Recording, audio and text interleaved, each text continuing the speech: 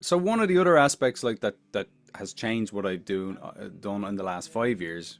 I moved to America, and I really that this whole idea of like the pond you're in or the context in which you find yourself can change what you create or how you look at things. I guess my audience has changed. So that's the other part of this is like how much are we clinging on to, well, this is who I am and I have to express myself. But you also need to go, well, who's the audience? Because in Ireland, I kind of saw myself as a singer songwriter, as it were.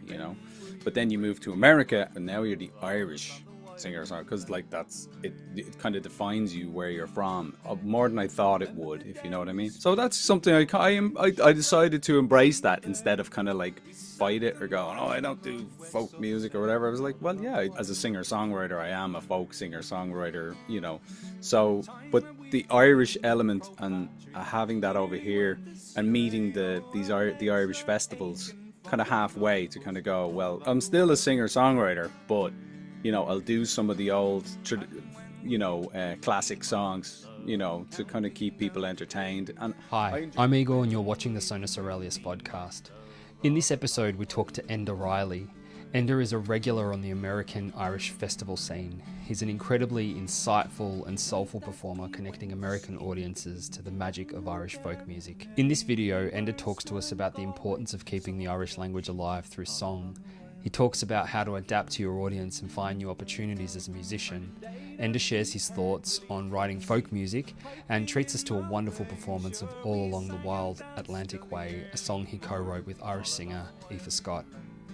Before we get into it, don't forget to like and subscribe if you want to see more content like this. I have a ton of great interviews just like this one coming up, and I would love for you to be part of my journey. And without further ado, here's Enda. Thanks, Yeah. Enda, for making the time to visit me on my podcast. I'm really excited about this interview, actually, because after you reached out to me in relation to one of my other videos, I checked out one of your live streams and I was blown away by your performances, and I had to talk to you. So here we are. Well, thank you very much for inviting me on the show. Yeah, great. I'm only delighted. Yeah, and thanks for your other content. I feel like that's missing from the internet nowadays. That it's like every time you do a search, someone's trying to sell you something. What can we sell you? Yeah, what can we sell you? Well, hopefully we can sell people ideas, and There you go. this whole thing is about creativity.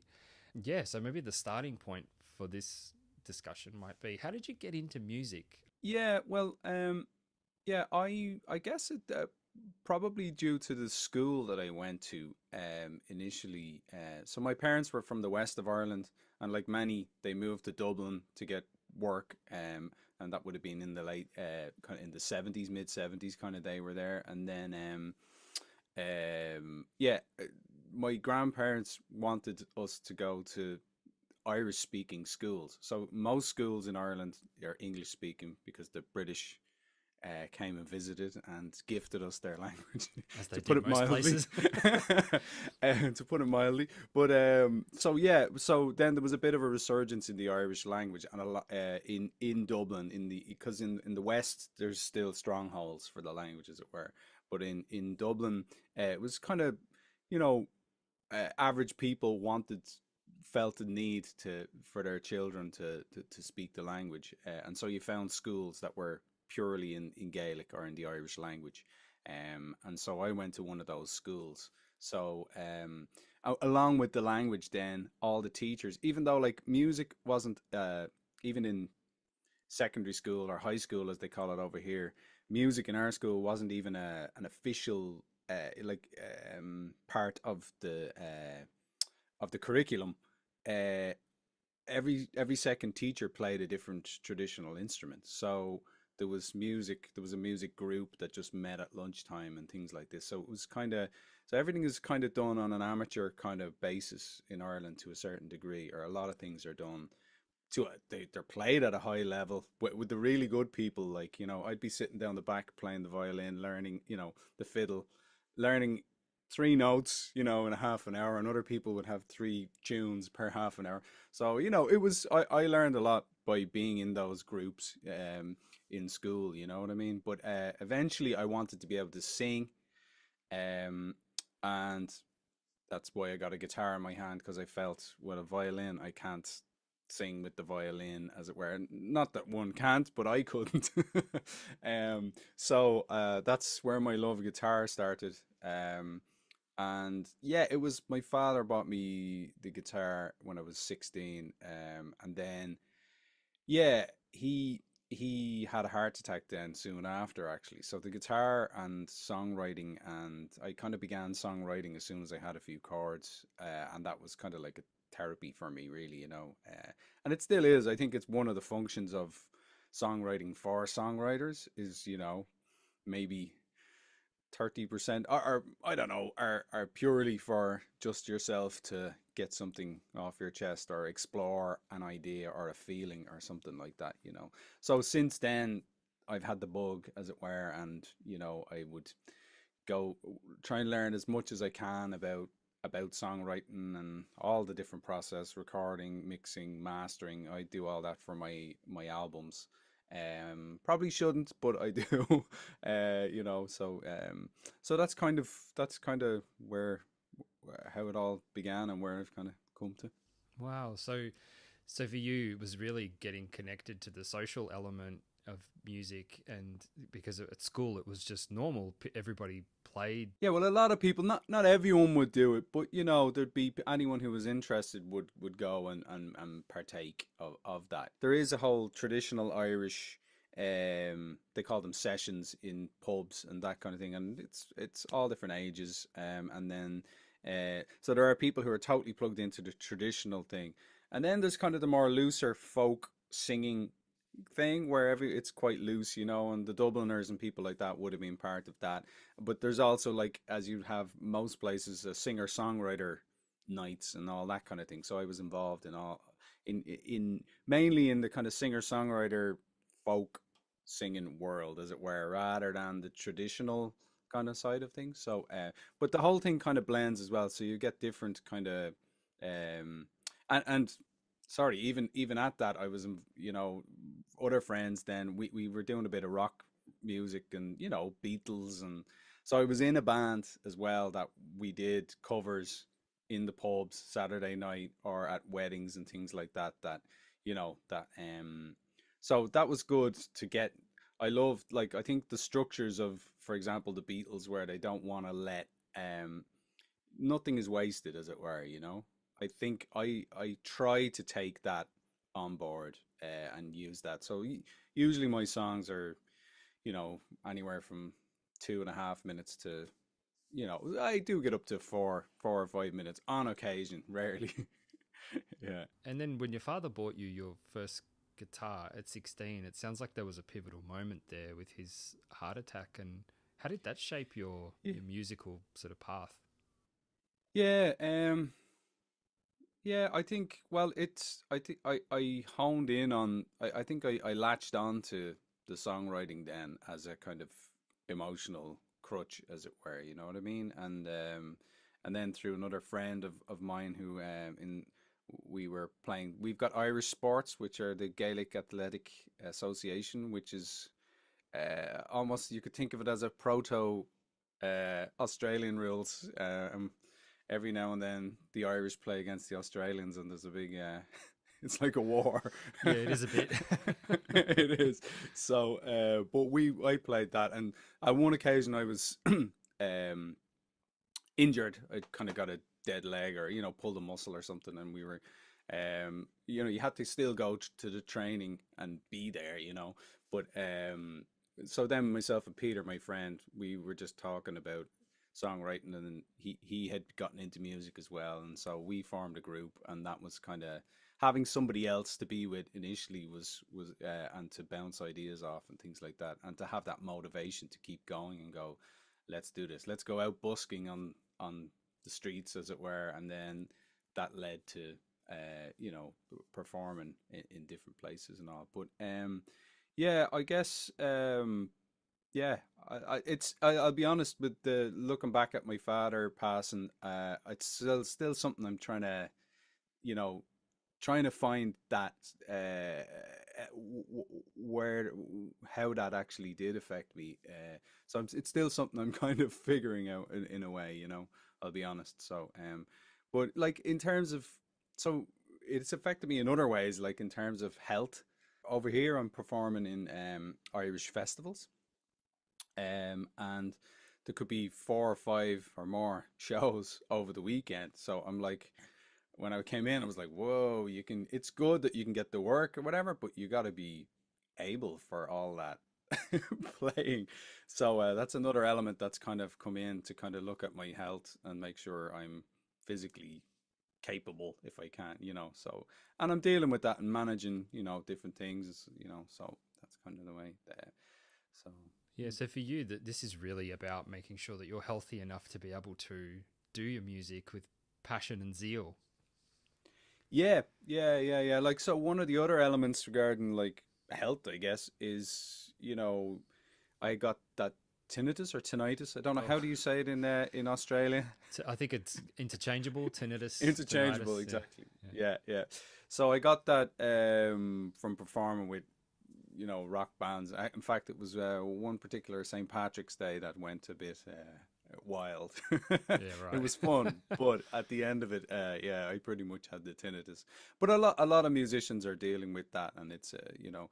But for me, I used to have a band, but that's one of the reasons I'm solo now, as solo, to kind of manage that, because you know you find yourself in rooms rehearsing with drums and different things, and you know you don't have control. So I feel I need that control to keep an eye on the tinnitus. Or like, even though I like recording and mixing and mastering my own stuff because I want it the way, you know, you're on the 10th mix or master of, you know, it's the, number 10 or whatever of what you've done.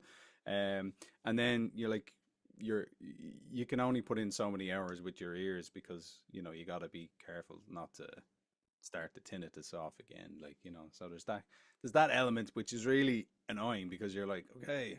And then sometimes, like, there was times in the past where you're like, can I even be a musician? Is this just a, you know, folly in terms of what I can do because of the situation, you know what I mean? Which is scary when it's your calling and you want to do it, and then you feel this kind of is might hold you back, like, you know. So, but so that's something that's always there, but I'm kind of managing at the moment as well. And I guess there's a psychological aspect to all these things as well. And so when you started off playing, what sort of music were you into, and how did it drive the style of music that you play today? Yeah, well, the the radio would be on. My parents would have bands, Irish bands like the Dubliners and things like that, on, and so you'd be getting a pretty wide uh, uh, influx of things, like even stuff like what I think I had got Green Day's first album and Nirvana's you know, some of their early stuff, just listening to them, or you know what I mean. But so you'd have those influences, but not necessarily, you know, writing that type of music, if you know what I mean. So, but so one of the other aspects like that has changed what I've done in the last 5 years. I moved to America, and I really that this whole idea of like the pond you're in, or the context in which you find yourself, can be can change what you create, or how you look at things, you know. I guess my audience has changed. So that's the other part of this, is like, um, how much are we clinging on to, well, this is who I am and I have to express myself. But like, you also need to go, well, who's the audience? You know what I mean? And then you're probably considering that kind of thing now with your channel, where you're going with your I think on YouTube, that's always the thing. Is like, who are these people I'm talking to? You know. But it became it was something that I was like, because in Ireland I kind of saw myself as a singer songwriter, as it were, you know. But then you move to America, and there's kind of, and now you're the Irish singer songwriter, because like that's it. It kind of defines you where you're from, more than I thought it would, if you know what I mean. And so that's something I decided to embrace that, instead of kind of like fight it or going, oh, I don't do folk music or whatever. I was like, well, yeah, I do. I can do folk music. So, you know, and I've always sung, you know, in a sense, that as a singer songwriter, I am a folk singer songwriter, you know. So, but the Irish element, and having that over here, and meeting the Irish festivals kind of halfway to kind of go, well, I'm still a singer-songwriter, but I'll do some of the old, classic songs, to kind of keep people entertained, and I enjoy that anyway. I mean, it's an aspect of I made an album then, Whisperings, which is my version of all those. I wanted to do them in a different way, and the idea of that Whisperings was that you know, the kind of the way the folk style is, or the Irish way, is that you'd be in a pub and you're singing. So you're really belting out to get your voice into the rafters, and so everyone can hear you, whatever. So the idea was that, okay, well, I'll do an album with those songs, but I'll sing them nice, and we don't have to do that when we have microphones and things like that. So that was that concept, that I kind of I try and meet people halfway, but do my own thing, even though it's maybe not a radical thing, but it for me, it keeps me engaged in the artistic process as well. Like, Yeah, that's so interesting. So you had a sort of like a musical identity in Ireland, and then when you came to America, you had to reshape that to a new audience and kind of lean into your Irish background. But yeah, well, I didn't have to. That's the other part of it. you But chose to. if I wanted a career, if I want to get a full-time job and then go and do some singer-songwriter nights, I could still be the singer-songwriter. There's nothing, but the opportunity that was over here Yeah. are these larger festivals that in Ireland, I to be honest, wouldn't get to play, because they're more defined. Like, a festival in Ireland isn't like an Irish festival; it's just a A festival of festival. music. Yeah. Whereas in America, it's defined to be like as a big celebration of Celtic or Irish heritage, and people feel emotional about that and all. And there's kind of the connection between Ireland and America has had a long history, and from an Irish perspective, it's kind of love hate. We love Americans, but there's part of it that's like, a lot of Irish people don't agree with certain elements of America as well. So, but literally, like, in our proclamation for creating the state America, and the help America has given us, like, is mentioned. So we definitely have those connections. So there's lots of people, and I think people in Ireland can't understand the idea that somebody in America would think of themselves as Irish. It's kind of like, well, you're American. You were born in America. You're American.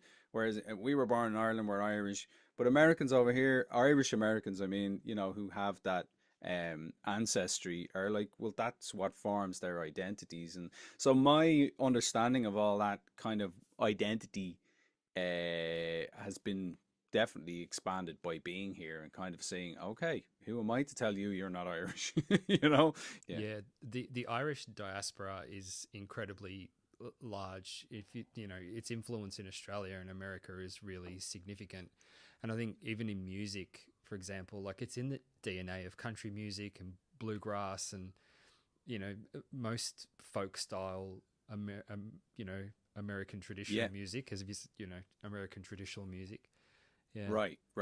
Which is a blend of yeah, a lot of different factors. Yeah, yeah, yeah. yeah, yeah. That's right. So that's it. Yeah. So I've yet to go. Well, I was rehearsing in the outskirts of Nashville with a band a few years ago, but I've yet to go into the songwriting center of Nashville. So that's still on my on my list of things to do.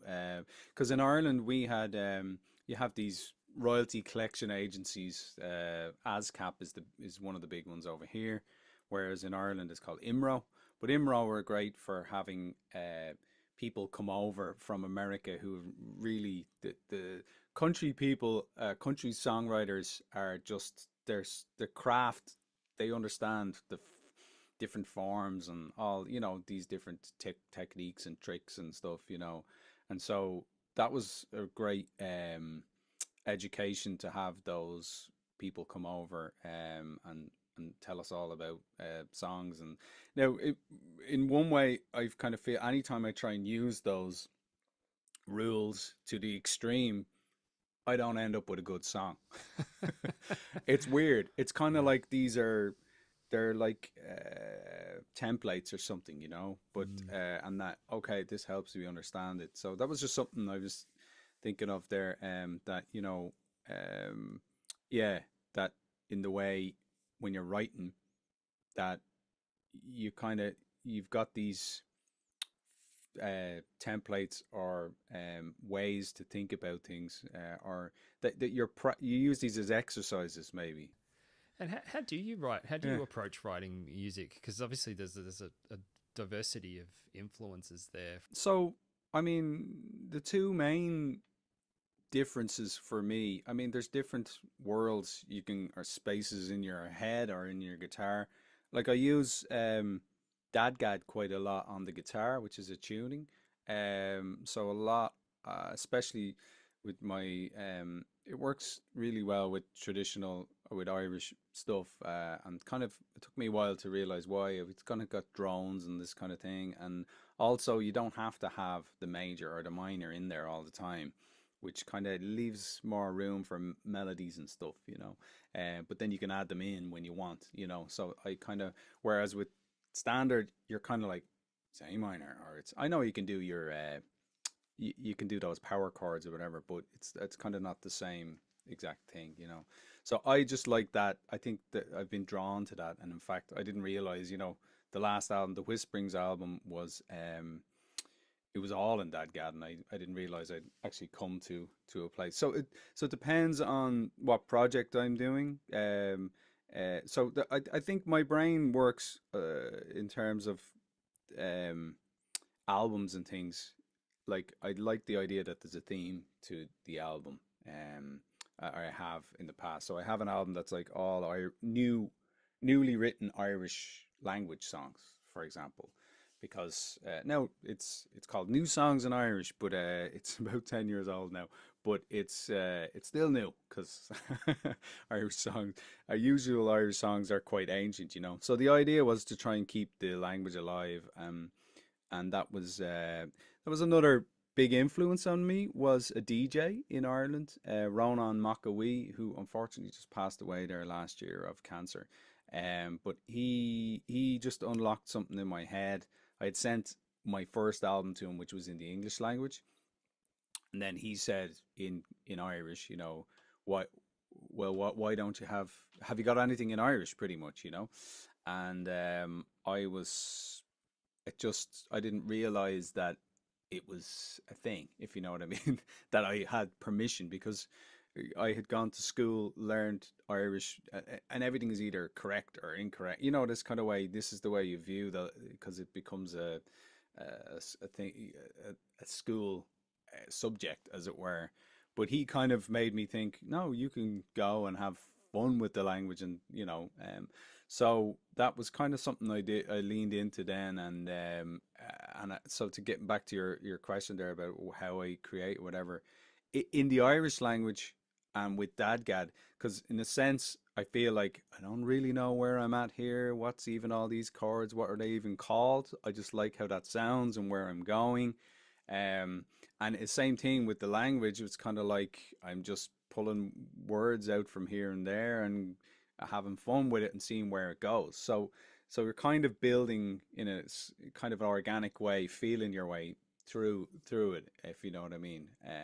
So that's my favorite way of creating, because it just feels right. Um, Now that doesn't mean that's where I get the best songs from either, because co-writing was a big thing I used to do in Ireland as well.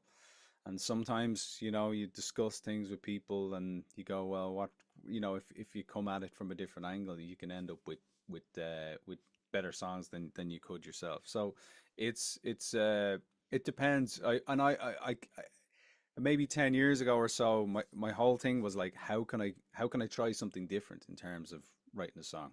Let's start with a melody. Let's start with lyrics. And I like that idea that, okay, even if you don't get a good song out of it, if you try right from melody for a while, or even rhythm was always my worst kind of aspect, because I could come up with melodies, but the rhythm would be slightly off, or I just didn't have that concept of, okay, keep everything the same.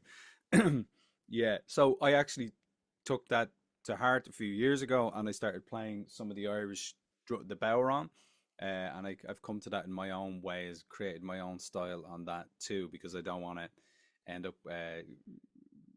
with the tinnitus too much from it. So I just use my hand instead of the stick that most people normally use.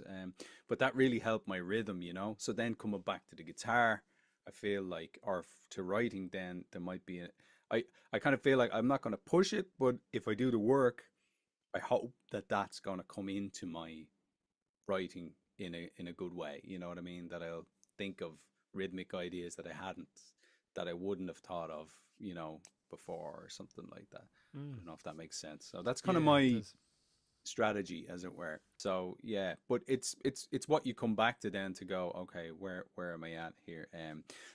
But writing songs wise, I mean, there's, again, as I said, sometimes the song is for a therapeutic thing.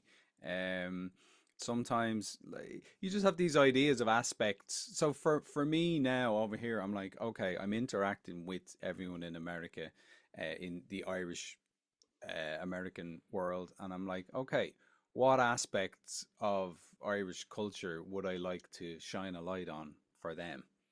And so, you know, and even for me, kind of like, so one of the things there I had for a while, I was like, okay, I'd like a song about the Vikings. You know, it's kind of like, you know, what? Because there's elements of the Vikings coming to Ireland. Like, I'm not a historian, but in a sense over here, that's another thing that happens. I end up doing, my introductions to songs have become longer and longer. Hopefully not boringly longer, but like, but people would come up to me and go, "Oh, I love your stories," and I'm like, I'm not a storyteller. I never saw myself as a. There are people who are amazing storytellers in Ireland, like, you know, and I'm like, that's that. So, but that's become part again of that I wouldn't have had in Ireland, you know, that it's kind of like, okay, now I'm kind of an educator, or in a sense a historian. So another element that I'm looking at is my kind of singer-songwriter. There's kind of folk music over here, so I've been to a few conferences to that with that, and you know, did a show, sold out a show here in a small venue, which in a theater. So that's, you know, that's a separate thing to the Irish festival thing. So it's about discovering the spaces that I can share my music in. You know, those listening venues.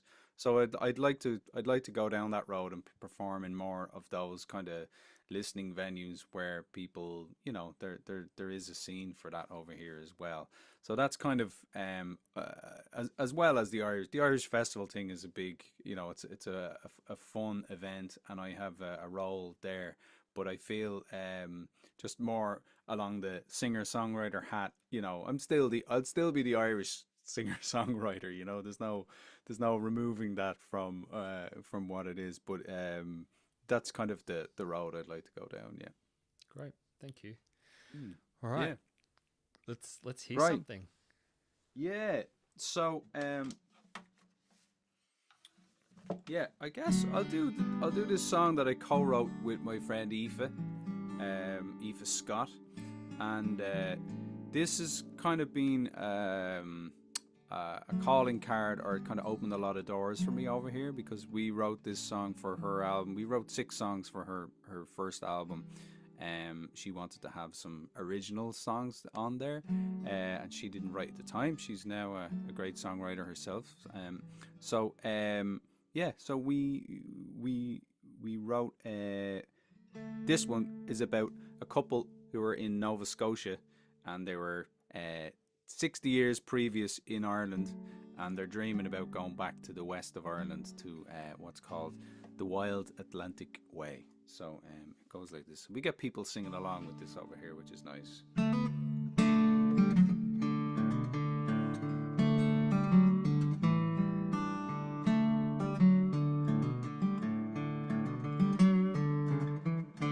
When will you bring me my love? I'm counting down the day.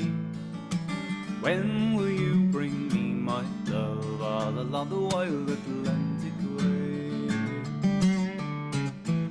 We're 60 years in Nova Scotia, waiting for the day The day we're returning homeward, all along the wild Atlantic way. And when will you bring me my love? I'm counting down the days. When will you bring me my love? All along the wild Atlantic way.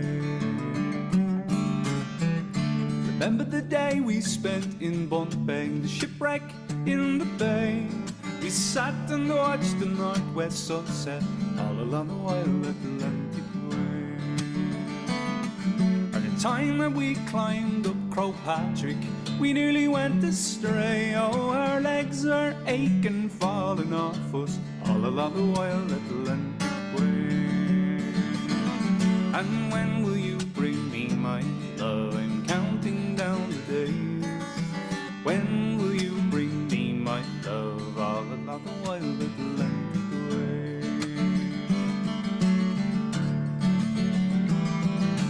The night that we went skinny dipping down in Derry, we were smelling Galway's salted ocean all along the wild Atlantic way. Or the day that we heard Willie Clancy piping in Malbay, sure we sang and danced till the early morning all along the wild Atlantic way.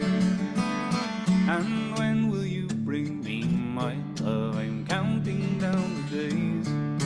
When will you bring me my love? All along the wild Atlantic way. Oh, oh, oh, oh.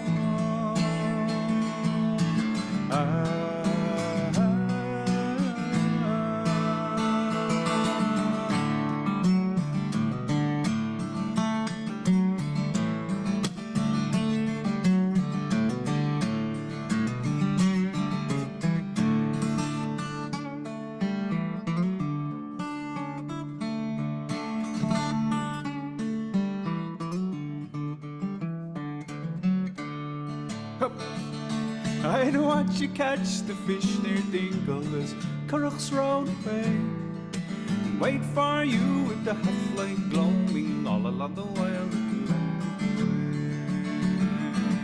way. Or cycling back from the Black Ball Head, skin salty from the spray, and the ocean looming out beyond us all along the wild Atlantic way. And when will you bring me my love? I'm counting down the days. When will you bring me my love? All along the wild Atlantic way. Ah, when will you bring me my love? I'm counting down the days. When will you bring me my love? All along the wild Atlantic way.